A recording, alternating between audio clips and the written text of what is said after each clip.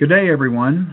My name is Jim McGlothlin, and I'm Professor Emeritus at Purdue University. And the purpose of this presentation is to share a little bit about the myths concerning ergonomics. And it's basically a presentation that I put together for NASA a couple months ago, and I was honored to be invited to share this information with them, and I wanted to share it with you. I've done some work with NASA, particularly the Glenn Research Center, and just a fantastic crew of people there, genuinely interested not only in what they're doing in space, but taking care of those people that help put people in space. So honored to be partners with them. And much of this goes to credit to them. But in particular, I also want to give credit to the Ergonomics Committee of the American Industrial Hygiene Association, to which I'm a member, and I was the chair of that committee for a couple of times, in which I was part of a group that helped put together some of the background information about the myths concerning ergonomics. And in particular, I put my own spin on this for some new material that I'd like to share with you. You can email me at jdm3@purdue.edu or McGlothlinergonomics.com if you have any particular questions or wish to engage me with any of the challenges that you might have concerning ergonomics in the workplace. So to start out with, it's really important to know that when we're talking about ergonomics, that in many instances that it is not rocket science. Most people will tell you that are in this business, but there is a bit of a paradigm shift in the business of ergonomics, and that is that while in the process of observation, you can tell if a job is challenging someone, is not well designed. You certainly would know it yourself. But coming up with solutions that not only take care of the problem, but don't introduce new problems is where a lot of the experience from a trained ergonomist comes from. I'm a certified professional ergonomist and qualified that way to show some level of competency in this discipline. But most important is that not only do you have to come up with recommendations that work up and downstream from the particular issue. It can't get in the way of productivity. It can't get in the way of quality. It certainly has to benefit the worker in what they do. But most important, you have to make sure that you relay this information with confidence and with data to upper management so that they understand that their investment is an investment not only in the workforce, but also an investment in the company. So there's a lot of science in ergonomics. Most people say, well, it's just a science of observation. Obviously, much more than that in terms of putting limits on what we do and what we measure. Misperception number one, ergonomics is not a science. Many people have come out with that and said that really it's more of an art form. And while there is obviously some creativity that goes into being able to understand problems, to me, much of that art form is in the means of visualization of particular problems and coming up with some solutions. So maybe the little creativity side of it does come into play, but as you know, it is a science. Next, ergonomics is costly. This is a real interesting area that people think that, you have to go in there, you're going to have to rebuild the whole workstation, redesign everything, and it's going to cost a tremendous amount of money. Often, about 80% of the solutions come out there may be a very simple fix, and the more experience you have in this area, a lot of times the more efficient and cost efficient that particular fix can be. Number three, injuries are not real because there's no way to diagnose them. So, one of the quotes that I came out with some years ago when I was at Purdue is that if it bleeds, it leads. We tend to believe when someone has hurt themselves and we see blood or we see something broken. But when someone has a back injury, or they say, I have carpal tunnel syndrome, or I have thoracic outlet syndrome, or I have pain when I'm standing on my feet all day, and they don't see any tangible external evidence toward this end, it doesn't appear to be a real problem. And indeed it is. back injury can be very disabling and compromise not only the quality of work life, but the quality of life in general in terms of the pain and suffering that is from that. And same with the other joints, the upper limbs and the lower limbs. So we have to get away from the notion that unless we see some kind of external physical evidence of this problem, that it doesn't exist. It does indeed exist, and it's extremely painful and very costly, not only to the worker but to the company. When we look at the fourth misconception is that there's no way to show there is what is causing ergonomic related injuries, and we'll just say no way of causing injuries. Ergonomic obviously is a solution, but because we don't have any dose-response relationships, and that is not true. Those that make those statements haven't read the literature and understand that we have a tremendous amount of data that supports the aspect of understanding dose and understanding the time constant as it relates to exposures. We have our external exposures, as you can see here, of posture and force and motion and repetition. Obviously, there's a dynamic there in terms of its interaction on our own biomechanical systems, in terms of our bodies and our joints. External forces, these are things that you handle, and the repetitive aspects of this cause the strains and sprains and repetition. And then there's the tissue dose response. So in the first one, we may be looking at something much larger, for example, let's say back pain. And the second one, we might be looking at limb kinds of challenges, such as the upper limbs, for medial and lateral epicondylitis in the elbow, and as I mentioned, carpal tunnel syndrome and so on. And the idea is that we can model this information to get an injury outcome. The challenge often comes is that, well, can you get a 105-pound female and compare that female's outcome to a 250-pound male? And obviously those thresholds vary between individuals. Their challenges are there, but each of those has a dose and a threshold response in terms of the human element. And the idea is to collect data, injury and illness data, to be able to help frame that information in such a way that we can design jobs where we don't have these exposures. Number 5, fixing ergonomic problems will slow production. It will require employers to slow down the work process or hire more workers to do the same work. In other words, 2 people carrying something. And so this results in bottlenecks in terms of workflow, things are slowing down and so on.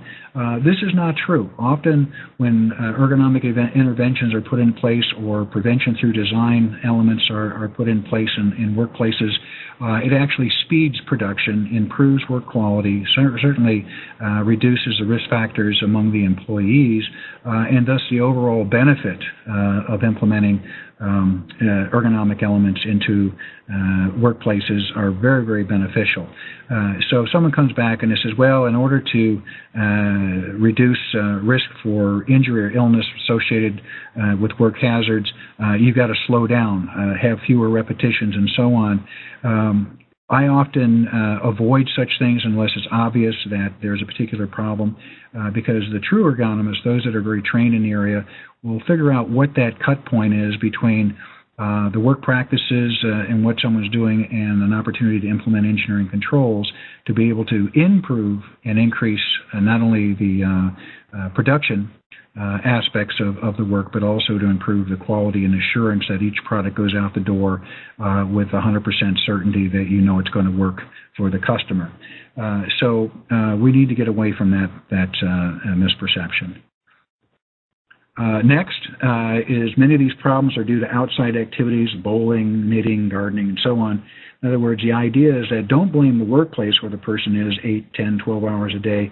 Blame it on something that the worker's doing on the weekends or a few hours after work and so on, a little moonlighting, etc. While these they occur on occasion, they're in my experience of being in this business more than 30 years as a professional, they're rare. They're extremely rare. They occasionally come up, but often what we look for is that there are reasons outside the workplace that cause these problems rather than where they are most of the time, a third of their lives, working in the workplace exposed to the same activities. The issue often comes up if it's highly repetitive, using only a particular muscle group or set of muscles, if it involves heavy loads and handling and so on.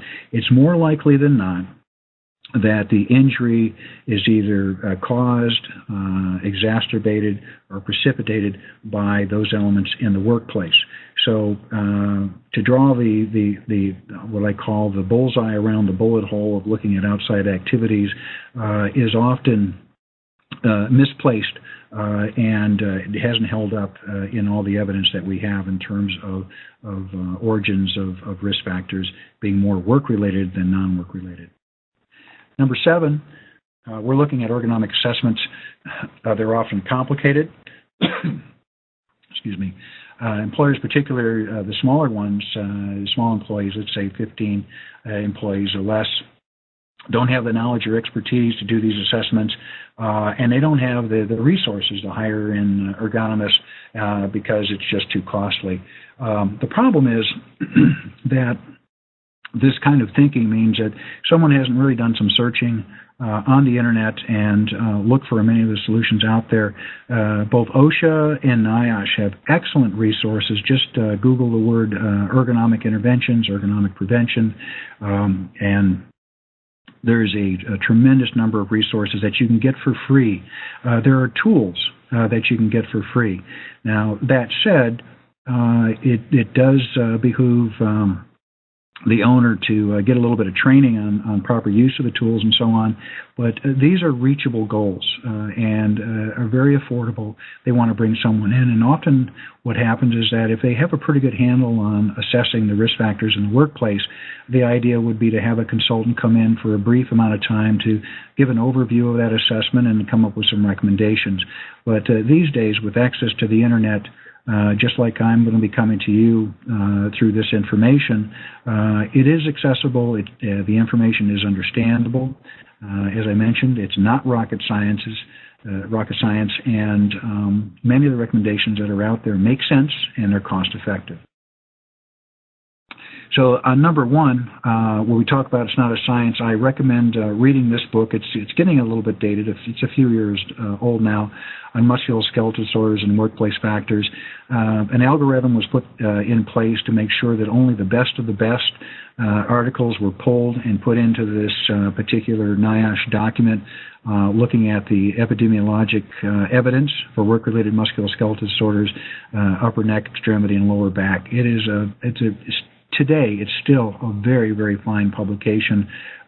If I had a little wish list, it would be to encourage NIOSH to update this review of the literature and to put more recent articles in that particular document. It's an amazing body of work. On number 2, the costly aspects of it. I'm a co-author on the elements of ergonomics programs, a 7-step process, the 7th one being prevention through design, which NIOSH implemented a few years back. And then my second edition of a book where I'm an editor with Dr. Bhattacharya at the University of Cincinnati, myself being at Purdue University, which has proved to be a very handy reference because it incorporates both engineering information and medical information about its aspect to the science of ergonomics. And number 3, they're not real. There's no way to diagnose them. As I mentioned, there's a number of tools out there to be able to quantify this. Everything from MRIs and imaging in terms of looking at herniated disc, the revised NIOSH lifting equation, to which I developed an app. It's called the NIOSH RWL for $2.99 a download, to which I have donated those proceeds to Purdue's Human Factors and Ergonomics Group and now to the AIHA. It's a very nice quantitative tool, and by the way, the only one that looks at the cumulative lifting index in terms of multiple handling and automatically does all the math for you. A handy little tool for the price.